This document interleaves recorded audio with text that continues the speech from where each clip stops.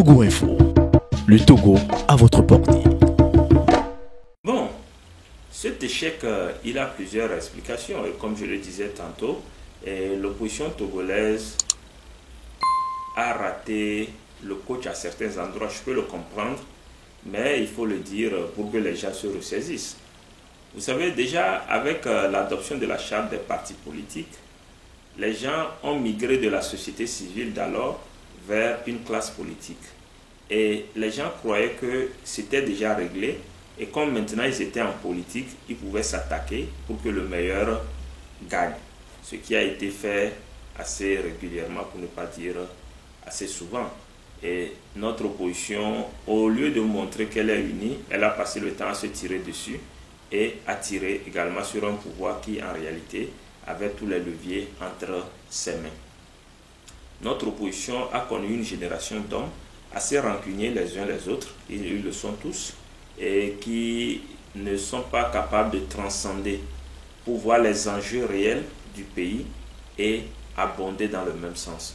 Le plus souvent, chacun a un discours officiel, mais officieusement, chacun n'est pas prêt à donner une opportunité à l'autre de pouvoir se réaliser. Et donc, en fin de compte, vous vous retrouvez dans un contexte où des gens savent clairement qu'ils n'ont pas la capacité d'être élus dans ce contexte, mais ils s'entêtent à aller aux élections et autres. Et puis, on a aussi un problème, c'est que nous avons progressivement un retour vers le parti unique qui est parti d'une stratégie qui consistait à forcer les uns les autres à s'aligner sur ce parti.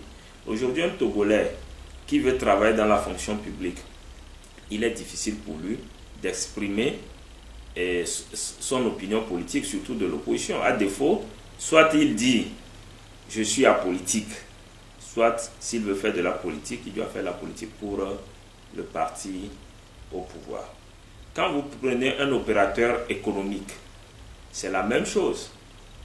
On lui crée la merde dans sa vie s'il ne s'aligne pas du côté du courant politique. Je ferai peut-être des confidences un de ces jours sur comment est-ce que des gens de l'opposition ont dû finalement voter pour un candidat unir pour qu'il devienne maire, parce qu'on leur a fait comprendre que ou vous le faites, ou vos maigres sources de revenus sont menacées. Donc ça veut dire que le parti au pouvoir a utilisé tous les moyens d'État pour hypothéquer la vie démocratique au Togo. Et si on n'arrive pas à transcender cet aspect de choses, ce serait un peu embêtant sur le long terme.